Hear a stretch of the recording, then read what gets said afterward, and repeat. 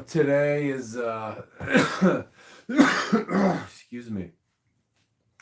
It's getting over pollen allergies. I usually don't get them, but every few years I get sick with them. So, yeah, I just got over the runny nose, the cough, all that shit. So anyway, today is May the 1st. It's about almost 10 p.m.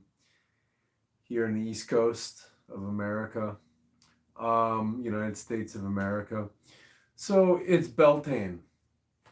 So today's video, it's not about, I'm not going to explain, what Beltane is. All you guys can, look that up. There's plenty of good resources. I think I did a Beltane video, I don't know, a year or two or more ago. But yeah, you can check that out. But yeah, I just wanted to just say something today and talk about that a little bit. So, you know, May the 1st hereabouts, Beltane, this is the first day of summer by what I consider the true reckoning. So this is the midway point between the spring equinox, so equal day and light, and the midway point between, so the spring equinox and the summer solstice. Summer solstice is midsummer's day. I don't consider it the first day of summer. It's the longest day of the year. So summer doesn't start on the longest day, because it's all downhill from there after June 21st. So yeah, so the first day of summer, it's, here in the first week of May. So this is where the sun comes into its power in the sidereal system, which I use. The sun is now in Aries, on the spring equinox in that third week of March, fourth week of March. You have that new moon in Pisces, which starts the solar new year. So yeah, so the sun just had its first new moon since the equinox new moon. So just had a sidereal new moon in Aries. So the sun is in its exaltation, it's in its power. Here in the northern hemisphere, it's moving forward. Summer's coming. So the sun it feels great. It's a celebrity. It's been gone for a few months. So it's coming back. It feels great. It feels intoxicated. So, and it's, this is a very solar time of the year. So the sun's in sidereal Aries. It's moving north. We just had our first day of summer. Like a week and change ago, we just had Easter, and Easter is it's a Christian appropriation, I'm not trying to bash the Christians or piss them off, but they didn't invent Easter. It's like in the early days of Christianity, when the Christians, by way of illegal immigration, when they were flooding into Europe, the missionaries and the armies that followed them to enforce the conversion, they wanted people to celebrate Passover. People in Europe are like, what the fuck is Passover? They didn't care about, a rabbi from the desert. So the Christians took the holiday Ostara. So Ostara is the Germanic goddess of the spring and of, the fertility of spring. And they appropriated it. So, it's a very solar time of year here. So we've got all that going on. An interesting thing too that I saw that really made me want to say something about it is that it was just announced within the last week that Bill Gates, little Willie, little trust fund Billy Gates, Harvard Billy Gates is going to be funding an experiment. It's going to be giving the UK government money to do an experiment where they're going to spray metal particles out of airplanes into the atmosphere to see if they'll reflect sunlight, so much sunlight doesn't come to the earth. Now, most of you watching this channel, you're like, well, what the hell is new about that? There's nothing new about it. We've been calling these chemtrails for years. And, all the normies, are like, oh, people who would be called NPCs are like, chemtrails are a conspiracy theory. And it's like, so many people don't notice that, like, the contrails, the vapor trails left by jets usually evaporate, for years and years and years, they evaporated within a couple hours. And then, I noticed, maybe like in the early 90s when I was a kid, I was like, wait, how come some of these trails like stick around for just hours and hours on end? And now the whole sky's full of them. It's like I looked up to, I forgot to take a picture today. Could have used it as a thumbnail for this video. But yeah, the sky was like here in North Carolina on the coast, the sky was like totally clear. It was all fucking chemtrailed and weird and hazy, and they turned a nice clear sky into something shitty looking. So this is nothing new that Bill Gates is doing, but what he has been directed to do by the people controlling him, he's been directed to announce it. So they've just announced to the world that they're chemtrailing to try to block sunlight. Totally preposterous and ridiculous, but they're going to try, because it's like, it's a funny thing, we have the IMF, the International Monetary Fund. It's a big predatory bank, right? Well, in Mission Impossible, like the old series back in the day, and then the movies that Tom Cruise made, the organization he's part of, under the umbrella of CIA, is called Impossible Mission Force, IMF. So it's almost like there's like a little play on words going on here. It's like, these mid-level functionaries like Bill Gates, and then the people who are running them, they know that they're like the Impossible Mission Force, and they can't take over the world for long, but they're going to try. They're going to try to pull off the impossible mission because they feel like we'll eat them if they don't attempt to, succeed. So yeah, so he has, he's announced that they're going to try to block, the sunlight, and it's fucking stupid. So what he's done, whether he's enthusiastic about this or he's just following orders, doesn't really matter. What he's done is he's declared war on the gods, especially the sun god.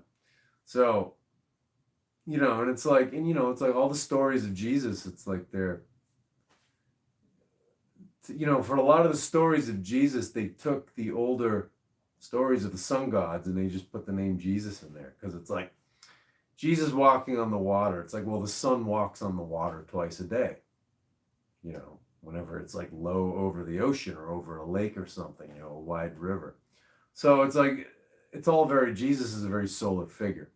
So before Jesus, before Christianity became the official religion of the Roman Empire, you had the cult of Deus Sol Invictus, which means God the Unconquerable Sun, or God the Invincible Sun.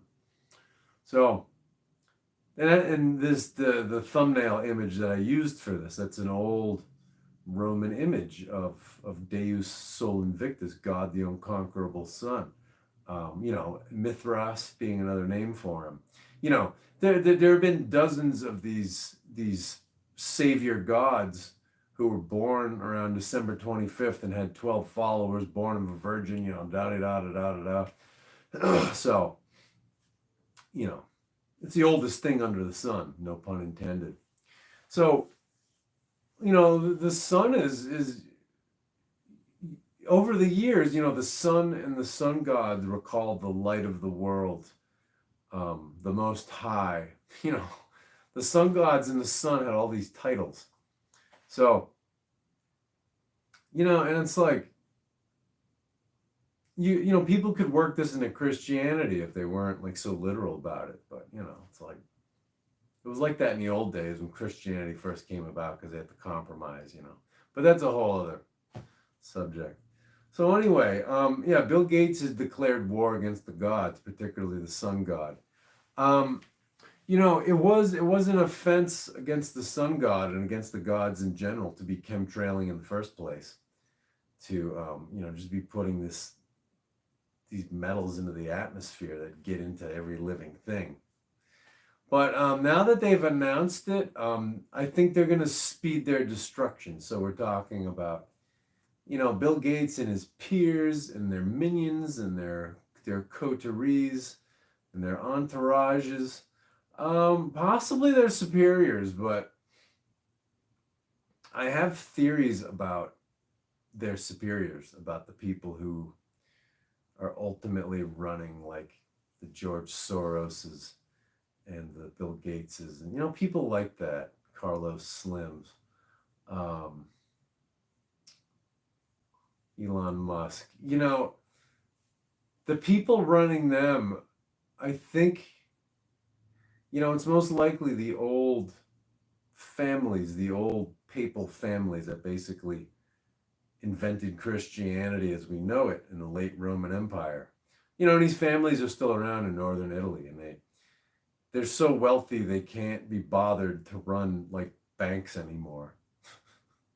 So they're like the next level up. They own the insurance companies, which feed the banks money, and people have done some amazing research about this, and they even have their fingers in the pharmaceutical business too. So, but I think these people, like anyone on earth, you can't just like say someone's good or evil. It's not a black and white thing. But these families have been around since the Roman Empire, and they plan centuries in advance. And I think they may enforce the order of the zodiac, right? So for the last 2,000 years, Christianity was invented by these people, by the people they commissioned to form the whole religion. 2,000 years ago, they knew that the age of Pisces had just begun. And it's like, well, what's the age of Pisces? When the sun rises in Pisces on the day of the spring equinox. That 2,000 plus years of the age of Pisces, that's where we take the shaft. That's where you work off your karma. So that's basically where you bend over and take it from figures of authority. So we've been doing that for the last 2,000 years. Now we've got about, like 420 years to go before, the age of Aquarius is like really going off, before, the sun rises in Aquarius, in the spring equinox. So Pisces is being dimmed down, Aquarius is being dimmed up. So, these I think these people have a very bureaucratic nature, and it's like Pisces is ending. It's like they may not be attached to it, and they're like, "Oh, okay, pull the plug on Pisces. We got to get Aquarius started," and it's like a boiler in like the basement of a factory, and it takes like days to get the thing warmed up. So it's like, if that's the game they're playing, it's like, yeah, they may not be destroyed with the rest of them, and I'm actually counting on it, because the age of Aquarius deals with secret societies, and it's like in Aquarius we think everything is all like happy horse shit, like equality and everything, but really it's like it's just meant to look and feel that way, but then there's still like a hidden elite behind the scenes anyway. They're not micromanaging like they were in the age of Pisces, but they don't go away. So yeah, I'm not convinced that these people will be destroyed, but yeah, I mean, yeah, the Bill Gates and the people like him, the people who work for them, it's like, yeah, they're gonna be destroyed. And it's like I learned this saying from Thomas Sheridan. It goes, those are the gods wish to destroy, they first make mad. So those whom the gods wish to destroy, they first make mad. And if you look at the news here in America, and you see like the top like Democratic leaders like Nancy Pelosi and Maxine Waters and like Chuck Schumer, especially these baby boomers who just won't fucking retire and let the next generation take over because they're so genius and they're so important and they couldn't possibly retire because the world would end if they did. Those people, they sound like Joe Biden now, like they're mumbling and stumbling, and they I mean, it doesn't help they're alcoholics, but they were pretty polished alcoholics for a long time who could keep it together. Now that they're that much older, and the whole Chinese virus slash um, kung flu narrative fell apart, and it's like, and they weren't able to push the needle craft as much as they wanted. Like, since all that fell apart, these people have been falling apart. They look and sound like shit. And it's like, it makes me think there's an H.P. Lovecraft story called The Color Out of Space. I totally recommend reading it. I forget how many pages. It's no more than like 70 or 80. It's like a sizable, may only be about 50. I don't know. It's like 50 or more pages. It's like a sizable short story. But it's about a meteor that falls to Earth in rural Massachusetts. And it it lands in a field near this farmhouse where this family lives. And at first, the produce like goes crazy and gets huge. All their fruits and vegetables. They grow these giant fruits and vegetables, but then when they like cut into them, they eat them. It's like they're all rotten on the inside and they're all fucked up and you can't eat them. And as like, the next couple of years go on, it's like all the plants and the trees start dying, and then they figure out that the meteor has contaminated the well, and the family moves the livestock uphill so they're not drinking the water from this well. So the livestock are okay, but then the family's drinking out of this well. And first they start mentally falling apart, and then they physically fall apart. So it's like what's going on with these people who are like totally high on lockdowns and all that shit. They're falling apart just like that. And towards the end of the story, there's actually like this light, this intense light during the night shines out of the well and into the sky, and then basically like this like beam of light shoots up into the sky. So it's like something fell from space so it could feed off of living things on Earth, and when it was done feeding, it left. And it's like it really seems like that happened. It seems like these politicians who are getting off sexually on the lockdowns, because those lockdowns it was a big BDSM event. It was like a sexual like bondage event to these people. They were getting off on it. It's like they were possessed by something that was like feeding off of like blind faith and fear and terror, and then it had its fill and it left, and it just left these people like empty shells. So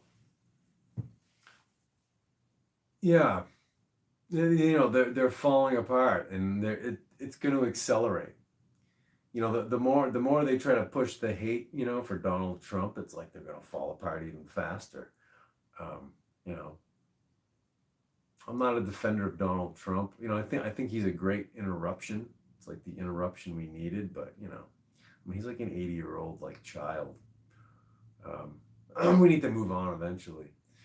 So, to a better quality of leadership, and stop worshiping these people anyway. But anyway, yeah. So these people, like, after everything they've done with the lockdowns, the needlecraft, the Trump hexes, after all that, now they've declared war on the sun god. So it's like they're going to fall apart even faster. Now, another thread that I wanted to oh shit, my connection doesn't look great. Let's see what my computer's doing. Running Wi-Fi off the laptop. Yeah, I think they cut the internet speed at night. Yeah. I bet if I was on the receiving end of this, I'd sound all choppy. Okay, I guess I'm back. What a fucking pain in the ass. Yeah, my internet just kind of shit the bed. But I don't know. All seems well now. So, yeah. So anyway, the second thread here to what I wanted to say.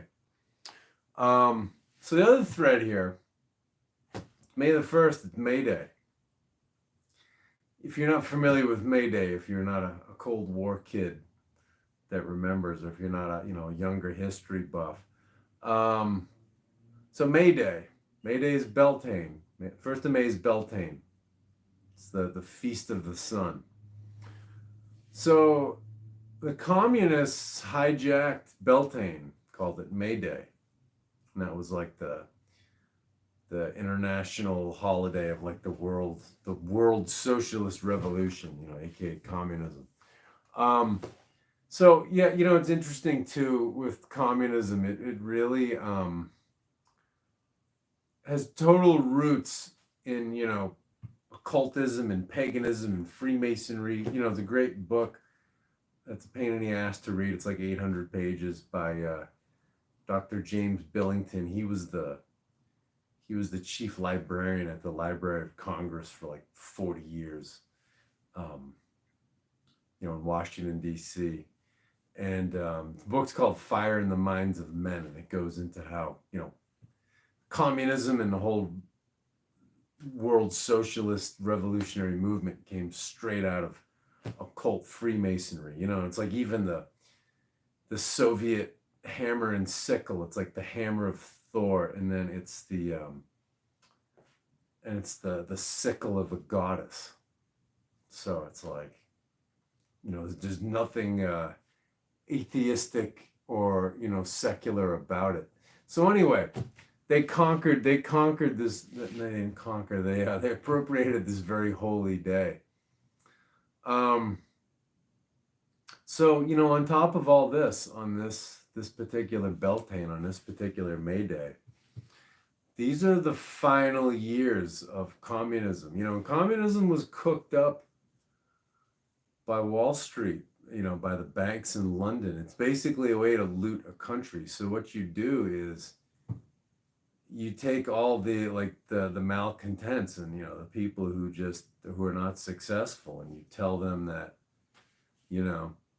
their financial problems and their professional problems are the result of this whatever group of people that you want to bring down. And of course it's like there are like these mega billionaires who make it impossible to compete, and they own monopolies, and those monopolies own the government. But every form of government is funded by these banksters, and they can make money off of it any way they want. So with communism, they just take all the malcontents, like Karl Marx. He was an unsuccessful journalist, but it's like if he had marijuana and LSD, he would have looked a lot more like Charles Manson. It's like Charles Manson was a failed songwriter out in Hollywood, whereas as Marx was the failed journalist.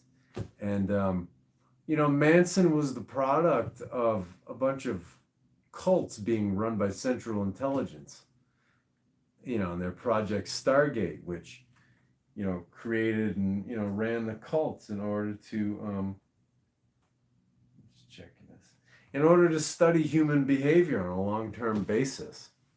So yeah, you basically take you kind of take the rejects in society who feel sorry for themselves, and then you turn them into revolutionaries, and and then you screw them once the revolution is successful. The revolutionaries are always the first ones to get executed. It's like in the Soviet Union, where they took the ethnic minorities like the Tartars and the Georgians and the Armenians and the Jews and whoever else, and they demonized the Russian people and said you need to take revenge. And once they seized all the power, they executed them. So yeah, communism was always corporate, and now in America, it's like some people think we live in this, people on the left see it as a pure corporatocracy, and people on the right see our society now as pure communism. Well, it's actually both, because they're all funded by the same people. They just use whatever form of government is most convenient in a given society. So yeah, it's pretty wild. So, we only have a few years of this corporate communism, and in the Western world, like the societies we have today and like the type of governments, this is really what they were going for in the first place with communism. But what they had to do to get things the way they are today, with like the central banks, and then the business monopolies, and then like the woke and all that stuff. They had to play this game with these competing sides. So the Soviets, communists versus the free world, and then they cut the funding. They gave the Soviets bailout after bailout over that 70 years of when the Soviet Union existed. Then they cut the funding, they imploded the Soviet Union, and they convinced all the TV watchers in the Western world that communism was dead because they watched the Berlin Wall, and then a few years later, the Soviet Union fall on television. So they're like, well, the television said communism fell apart, it's gone. So, today, if the TV watchers, like the normie, like NPC types, if they hear you call something communist, like sometimes they have a chuckle and they start making fun of you, like like you're some rabid, like ultra right winger, and it's like, no, it didn't fall apart. The TV just told you that. So once people were dazzled by television, they thought communism was gone. Then they just started doing what they wanted to do in the first place. So it's like in the 90s here in America, it's like, the Republican Party was the corporate party. And then in the 1990s, they just made the Democratic Party the other corporate party. And the differences are just so minuscule that it doesn't even matter. So this is basically what we have in the Western world right now is what they wanted in the first place. So, the whole point is that 2031, maybe 2032, that's when corporate communism falls apart, like utterly. It has to do with Pluto. I don't want to get into it in this, but yeah. So it doesn't have long, So another thing about the sun too is we're in a crazy solar maximum right now. It's like last couple nights I've had weird fucked up dreams. It's like not this morning, but the morning before, like dreaming woke me up at like 5 a.m. And then last night I went to bed at a pretty reasonable time, and then I was like just blasted out of my sleep by this like feeling of anxiety. And I was like fucking walking laps around my bedroom trying to calm down. And then I started burping, and it's like I'd done energy work beforehand, and it's pretty powerful stuff. And,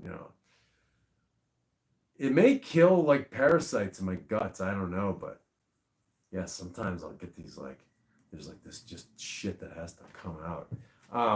There were like Kundalini meditations too, where, you do them and it feels like a snake's like coming out of your throat. So it's been rough, people I know today were like, oh my God, I was like having weird dreams and like waking up in the middle of the night and talking about my dreams half asleep, and then the sun is like, I don't care what anyone says, the sun is fucking bright. It's been getting noticeably brighter since the 90s, I was born in the 80s. I remember when I was a kid, the sun was like still kind of mellow yellow, and now it's like blinding white. So this solar maximum is just waking people up. So, and it's gonna peak next year. So it's like from now until 2031, it's like you're gonna have this patchwork kind of a world forming where it's like in some places people are gonna be like, yeah, fuck this whole communism thing, like all this like wokeness and like socialism, like I'm done with it. I'm done being bossed around by a bunch of cokeheads and alcoholics, and woodstockers in political office.